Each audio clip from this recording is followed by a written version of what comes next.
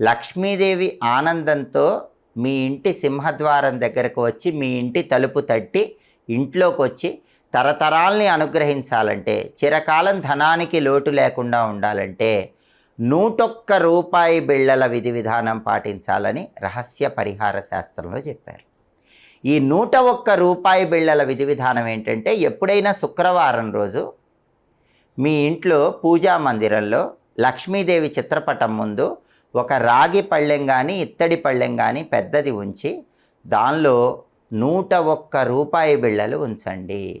ఆ 101 రూపాయి బిళ్ళల మీద ఒక మట్టి ప్రమిదలో ఇంకొక మట్టి ప్రమిద ఉంచి ఆవు నెయ్యి కానీ నువ్వుల నూనె కానీ పోసి 3 ఒత్తులు వేసి దీపాన్ని వెలిగించండి.